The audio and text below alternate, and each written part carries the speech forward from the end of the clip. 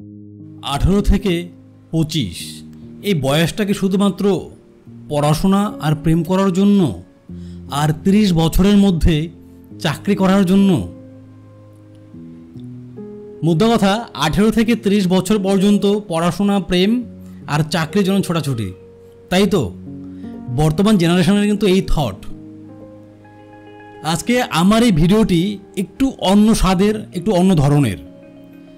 যদি আজকের ভিডিওর কথাগুলো তোমরা মনোযোগ সহকারে শুনতে পারো আর বুঝতে পারো, আমি আশা করছি তোমাদের মঙ্গলই হবে, তোমাদের লাভই হবে। কারণ এই কথাগুলো একজন ব্যক্তি তখনই বলতে পারবে যখন সে 18 থেকে 30-এর যে ধাপটা, এই ধাপটাকে পার করে আসতে পারবে। তা না হলে কেউ বলতে পারবে না। আমি বলতে চাচ্ছি যার মধ্যে বাস্তব অভিজ্ঞতার সঞ্চার ঘটেছে, আর আমি তাদের মধ্যেই একজন। কারণ আমিও কিন্তু অনেক ঘাত প্রতিঘাতের মধ্য দিয়ে আজ এই পর্যায়ে পৌঁছেছি। তো বন্ধুরা, তাই আমি কখনো চাইবো না যে আমার ছোট ছোট ভাই ও বোনেরা যাদের বয়স এখন 18 থেকে 25-এর মধ্যে, বা যারা 25 থেকে 30-এর মধ্যে আছো, যারা চাকরির জন্য ছোটাছুটি করছো, আর যারা 18 থেকে 25-এর মধ্যে আছো, পড়াশোনা আর প্রেম নিয়ে ব্যস্ত, তাদের জন্য এই ভিডিওটি অবশ্যই মনোযোগ সহকারে দেখো, তোমাদের ভালোই হবে। দেখো, এই 18 থেকে 25, 25 থেকে 30 এই যে সময়টা না, এই সময়টা নিজেকে তৈরি করার সময়, একটা সুবর্ণ সময় বা সুবর্ণ সুযোগ জীবন গড়ার। আবার এই যে সময়টা, এই সময়টাই একটা ভয়ানক সময় কারো জীবনের কালো অধ্যায় সৃষ্টি করার। নাও চয়েস ইজ ইয়োর্স। তুমি কোনটা চাও? তুমি কি চাও তোমার জীবনকে তৈরি করতে, নাকি চাও তোমার জীবনকে কালো অধ্যায়ে রূপান্তরিত করতে? যদি চাও তোমার জীবনকে তৈরি করতে, তাহলে ভিডিওটি সম্পূর্ণ দেখো।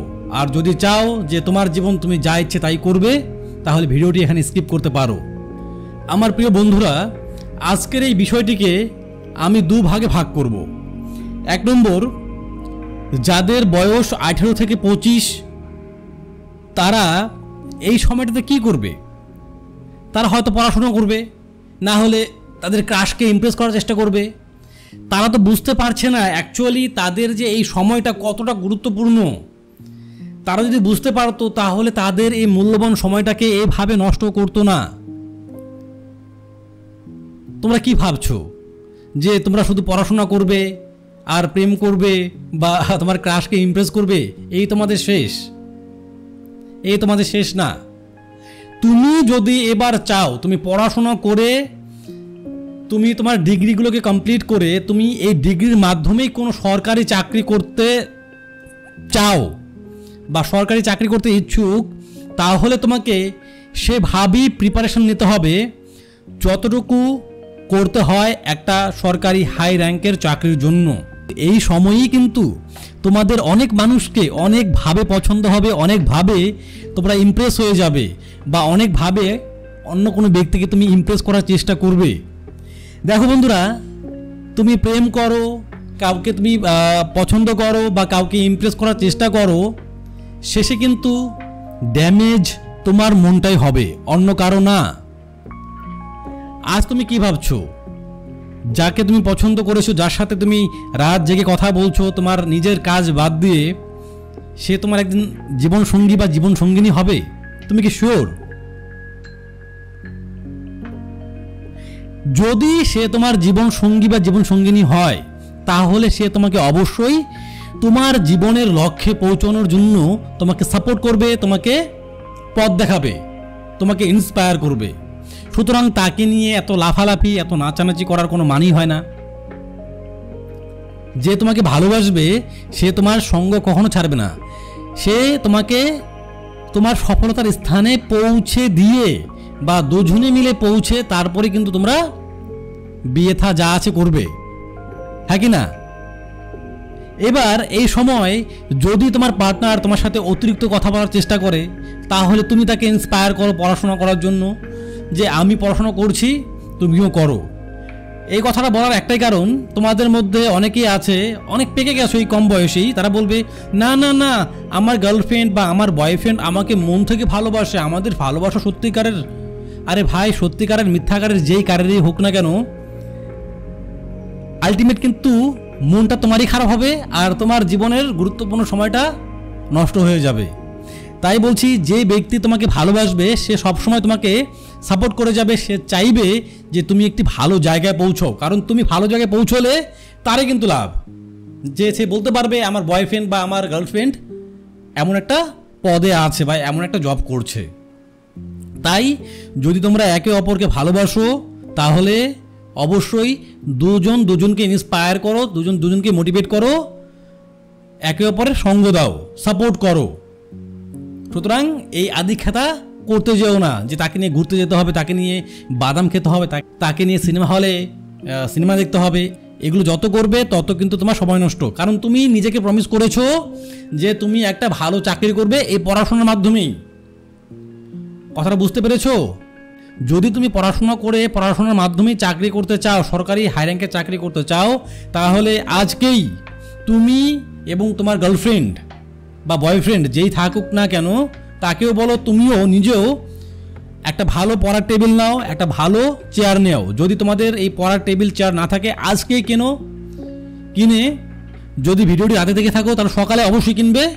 যেহেতু তুমি পড়াশোনা করে নিজের জীবনকে সাকসেস বানাতে চাও তাহলে কিন্তু তোমার ফার্স্ট এই দুটো জিনিস প্রয়োজন, তারপর তোমার বইপত্র যা লাগে, যা প্রয়োজন তোমার সেই পড়াশোনার জন্য সেগুলোকে অবশ্যই কিনে নাও বা লাইব্রেরি থেকে সংগ্রহ করে নাও। তারপরে গিট বেঁধে বা গার্ড বেঁধে যাই বলো না কেন লেগে পড়ো পড়াশোনার জন্য, নিজেকে উৎসর্গ করে দাও। যতদিন না পর্যন্ত হাই র্যাঙ্কের জব পাচ্ছ বা সরকারি চাকরি পাচ্ছ ততদিন পর্যন্ত তুমি ক্ষান্ত হবে না। এই প্রমিস যদি নিজেকে করতে পারো তাহলেই পড়াশোনা করো। আমি শেষে একটি গল্প বলবো, সেই গল্পটি মন দিয়ে শুনলে বুঝতে পারবে।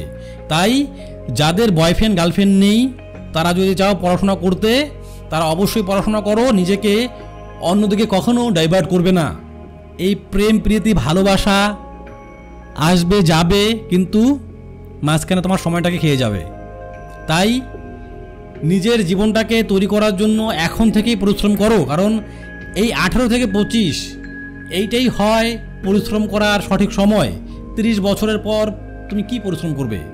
কারণ এই সময় যদি তুমি পরিশ্রম করো, এই 7-8টা বছর যদি তুমি পরিশ্রম করতে পারো তাহলে পরবর্তী যে তোমার সময়টা, পরবর্তী তোমার যে 30 বছর 35 বছর যতদিন বাঁচবে লাইফটাকে উপভোগ করতে পারবে, টাকা পয়সার অভাব হবে না। আর যদি তুমি এখন এনজয় করো তাহলে পরবর্তী সময় কিন্তু তোমাকে পরিশ্রম করতে হবে। 2 নম্বর ভাগ, দেখো বন্ধুরা, পড়াশোনা করে যে তুমি শুধুমাত্র চাকরি করবে এটা কিন্তু ভুল। পড়াশোনার মাধ্যমে শুধু চাকরি যে হয় এটা কিন্তু ভুল। কথাটা বুঝতে পেরেছো? এডুকেটেড হয়ে শিক্ষিত হয়ে শুধু চাকরিই করবে সেটা আমি মেনে নিতে পারলাম না। কারণ পড়াশোনা চাকরি করার জন্য নয়, পড়াশোনা হলো গিয়ে তোমার জ্ঞানের পরিধিকে বৃদ্ধি করার মাধ্যম। তুমি পড়াশোনার মাধ্যমে তুমি নিজের জ্ঞানকে সঞ্চার করছো, জ্ঞানকে বৃদ্ধি করছো, যার মাধ্যমে তুমি যেই কোনো ফিল্ডে গিয়ে কাজ করে জিত হাসিল করতে পারবে বা সাকসেস হতে পারবে। পড়াশোনা মানুষ এই জন্য করে, আর বর্তমানে তো শুধুমাত্র পড়াশোনা করে চাকরির পেছনে ছুটছে সবাই। হ্যাঁ, আমি তো বললামই, যদি চাকরি করতে চাও তাহলে তোমাকে সেভাবেই প্রিপারেশন নিতে হবে। এবার বর্তমান সময়ে কিছু স্টুডেন্ট আছে যারা নাকি পড়া ছাড়তেও চায় না আবার পড়তেও চায় না, যাকে বলি আমরা ব্যাক বেঞ্চার। তারা পিছনে বসবে, পড়বে না আর পড়া ছাড়বেও না। এবার দেখো, এই ব্যাক বেঞ্চারদের মধ্যেও কিন্তু অনেকে আবার সাকসেস আমার দেখা। সেটা কিভাবে? কারণ তারা বুঝতে পেরেছিল তার দ্বারা পড়াশোনা হবে না, তাই সে মাধ্যমিক পাশ করে, তোমাদের দিকে যাই বলো ম্যাট্রিক পাশ করে কি হলো, সে একটা যে কোনো কাজ করতে শুরু করলো বা ব্যবসা শুরু করে দিল। আজকে সে ভালো জায়গায় পৌঁছে গেছে, ভালো ব্যবসায়ী হয়ে গেছে বা ভালো একটা কিছু করে দেখিয়েছে। আমার দেখা আমার ফ্রেন্ড সার্কেলে এমন আছে, আবার আমার ফ্রেন্ড সার্কেলে এমনও আছে যারা ফার্স্ট বয়, তারা এখনও কিছু করতে পারছে না, এখন শুধু পড়াশোনা করে যাচ্ছে। আর যারা ব্যাক বেঞ্চার তারা কিন্তু টাকা পয়সা জমিয়ে ব্যবসা করে এস্টাবলিশড হয়ে বিয়ে থা করে বাচ্চা কাচ্চা হয়ে গেছে, সুখে সংসার করছে। এবার এই কথাটি এই কারণে বলছি, কারণ বর্তমান যুগে কম্পিটিশন অনেক বেশি।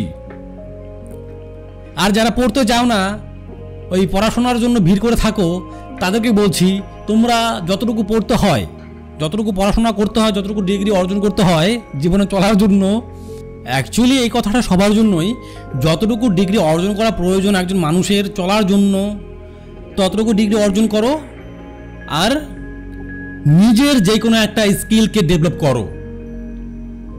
তুমি কোন ফিল্ডে ভালো করতে পারবে তোমার সেই স্কিলকে ডেভেলপ করো। কারণ বর্তমান সময়ে আমি তো বললামই, টাকা ছাড়া তোমাকে কেউ দাম দেবে না, টাকা ইনকাম করতে হবে সৎ পথে। আমি যে কোনো স্কিল বললাম তার মানে এই নয় তুমি পকেট মার হয়ে যাবে।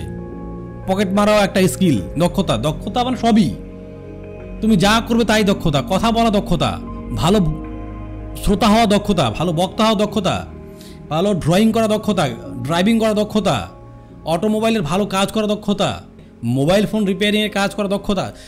যে কোনো ফিল্ডে তুমি দক্ষতা লাভ করো, দেখবে তুমি সেই ফিল্ডে সাকসেস হতে পারবে।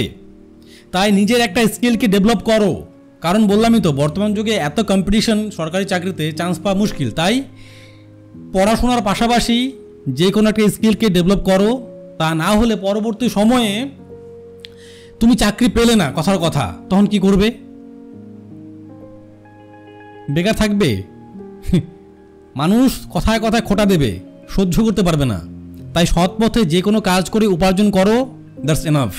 এই যে পড়াশোনা করে 30 বছর পার করে দেবে, চাকরির জন্য দৌড়াদৌড়ি করবে, চাকরি না পেলে তখন তোমার পরিবারকে কে দেখবে? তোমার ভরণ পোষণের দায়িত্ব কে নেবে? কেউ আছে? কেউ তো নেবে না, কারণ তখন তুমি কোনো কাজও জানো না। তাই পড়াশোনার পাশাপাশি ভাই বোন সবাই একটা যে কোনো তোমার দক্ষতাকে বৃদ্ধি করো, ডেভেলপ করো। তোমার যে কোনো একটা সাইডকে তুমি কি করতে পছন্দ করো সেই বিষয়ে নিজেকে পারদর্শী করে তোলো। তাহলে দেখবে তুমি লাইফে কখনো টাকা পয়সার অভাবে মরবে না, ভালো মন্দ খেয়ে পরে বাঁচতে পারবে। আর তা না হলে পরবর্তী সময়ে সবাই এনজয় করবে আর তুমি পান্তা ভাত খেয়ে জীবন পার করবে। পান্তা ভাত খেতেও তো টাকার প্রয়োজন, কারণ তুমি চাল আনবে, ভাত হবে, ভাত রেখে দেবে, তারপর পান্তা ভাত হবে, তাই না? খাবার থাকবে না, আর ওভাবে বেঁচে থাকার কোনো মানেই হয় না। বুঝতে পারলে ব্যাপারটা? তাই বারবার বলছি, এই যুব সমাজকে, এই টিনেজারকে আমি বারবার বলছি, পড়াশোনার পাশাপাশি যে কোনো একটা স্কিল ডেভেলপ করো। ওই মোবাইলে গেম খেলে ভাই কোনো লাভ নাই। তুমি ভাই হও বোন হও, যে কোনো লাভ নেই। হ্যাঁ, তুমি যদি গেম খেলতে পারদর্শী হও, গেমই খেলো, ইনকাম করার জন্য গেম খেলো। ইউটিউবে সার্চ করে দেখো, দেখো অনেক গেমিং চ্যানেল আছে, শিখো, তোমার স্কিলকে আরও ডেভেলপ করো। আর্ন করতে হবে তো, শুধু টাইম অপচয় করবো? এটা গেম খেলে তোমার লাভ কি?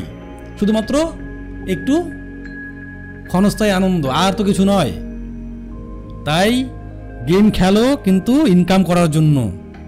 আগে শেখো কিভাবে গেম খেলতে হয়, তারপরে কিভাবে সেটাকে তুমি আপলোড করবে ইউটিউবে, সেটা আগে শিখতে হবে তোমাকে, না হলে কিন্তু তুমি পারবে না। আর বারবার বলছি, যতটুকু ডিগ্রি অর্জন করতে হয় ততটুকু ডিগ্রি কিন্তু অর্জন করে রাখবে। তা না হলে আবার সমস্যা। ধরো তুমি একটা ভালো দক্ষতা অর্জন করেছো, বা তোমার মধ্যে একটা দক্ষতা আছে, তুমি সেটাকে ইমপ্রুভ করলে, কিন্তু তোমার মধ্যে ন্যূনতম যোগ্যতাও নেই, পড়াশোনার যোগ্যতা আর কি, তাহলে কিন্তু তুমি অনেক অফার থেকে বঞ্চিত হয়ে যাবে। তাই যতটুকু ডিগ্রি প্রয়োজন, গ্র্যাজুয়েশন বলো, ততটুকু প্রয়োজন ততটুকু করে রেখো। বলেছি শেষে একটা গল্প বলবো, গল্পটা মন দিয়ে শুনবে। যে কোনো ফিল্ডে যে কোনো কাজ তুমি করো না কেন, সেটাকে 100% দিয়ে করবে। যে কোনো কাজ, তুমি যদি ঘর ঝাড়ু দাও না, সেটাকেও 100% দিয়ে করবে। কথাটি কেন বলছি দেখো, একটা বনে একটা সাপ অনেক দিন ধরে না খেয়ে আছে, অনেক দিন যাবত না খেয়ে আছে। যতটুকু টাইম সে না খেয়ে থাকতে পারে তার থেকে অনেক দিন হয়ে গেছে। সে খাবার খুঁজে পাচ্ছিল না। সে ভগবানকে বলছিল, হে সৃষ্টিকর্তা, আমাকে একটা খাবারের সন্ধান করে দিন, আমি অনেক পরিশ্রম করছি খাবার খোঁজার জন্য, কিন্তু খাবার পাচ্ছি না। তো ভগবান তার এই করুণ আর্তনাদ শুনে নেয় এবং তার সামনে একটি ব্যাঙ চলে আসে। এইবার সে ব্যাঙটাকে গিয়ে কামড় দেয়, সাপটা আর কি। কামড় দেওয়ার সাথে সাথে ব্যাঙটা বলছে, হে সৃষ্টিকর্তা, হে ভগবান, আমাকে রক্ষা করুন, আমার সন্তানরা বাড়িতে না খেয়ে আছে, তার খাবার নেওয়ার জন্য আমি এখানে এসেছি। এবার ভগবান পড়ে গেছে বিপদে।